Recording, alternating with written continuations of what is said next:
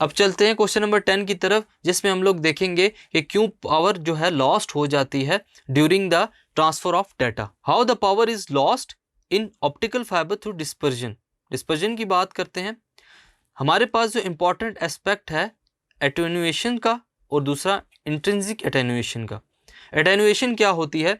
Several factors can cause attenuation but it is generally categorized as either intrinsic और extrinsic. Intrinsic और extrinsic properties की वजह से क्या होता है, जो एटेन्युएशन है स्टूडेंट्स वो जनरेट हो सकती है। Intrinsic attenuation is caused bye substances inherently present in the fibre. अब जो हमारे पास फाइबर ऑप्टिक केबल के अंदर सब्सटेंसेस यूज हो रहे हैं, हो सकता है उनके अंदर नेचुरली जो एटेन्युएशन है स्टूडेंट्स, जिसको हम लोग इंट्रिंसिक एटेन्युएशन कहते हैं, वो जनरेट हो सकती है।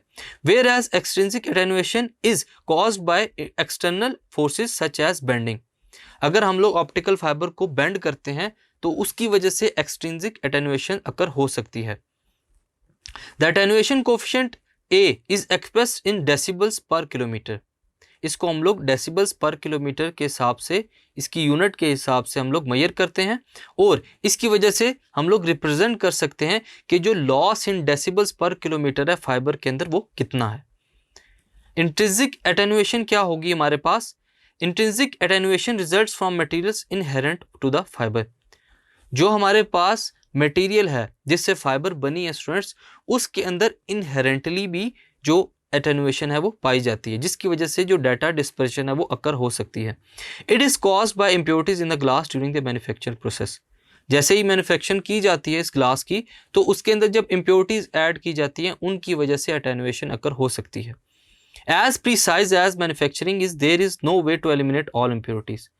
हम लोग तमाम इम्प्योरिटीज को एलिमिनेट नहीं कर सकते, जितना भी हम लोग उसकी मैन्युफैक्चरिंग को प्रिसाइज कर लें। ये स्कैटर भी कर सकती है लाइट को और एब्जॉर्ब भी कर सकती हैं। Intrinsic loss can be further characterized by two components. दो मेजर कंपोनेंट्स है जिनकी वजह से इंट्रिंसिक एटेन्युएशन परफॉर्म हो सकती है।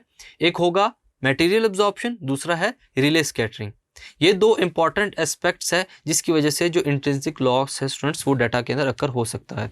मटेरियल एब्जॉर्प्शन क्या होती है कि जो मटेरियल है वो क्या करता है, इम्प्योरिटीज की वजह से डाटा को एब्जॉर्ब कर लेता है। अब उसके अंदर इम्प्योरिटीज चूंकि पाई जाती है, तो जब टोटल इंटरनल रिफ्लेक्शन होती है तो लाइट ऑब्वियसली अब्जॉर्ब हो सकती है और डाटा हमारा डिस्पर्स हो सकता है।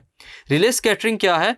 जैसे ही लाइट ट्रैवल करती है कोर के अंदर से, वो इंटरेक्ट करती है सिलिका मॉलिक्यूल्स के साथ कोर के अंदर। इसकी वजह से क्या होगा स्टूडेंट्स, जो रिले स्कैटरिंग है वो रिजल्ट में आएगी और जो इलास्टिक कोलिजन है between the light wave and the silica molecules वो भी अकर हो सकती है फाइबर ऑप्टिक के अंदर। सो ये कुछ रीजंस हैं जिसकी वजह से जो डाटा है वो डिस्पर्स होता है इसके अंदर स्टूडेंट्स, फाइबर ऑप्टिक्स के अंदर। Thank you.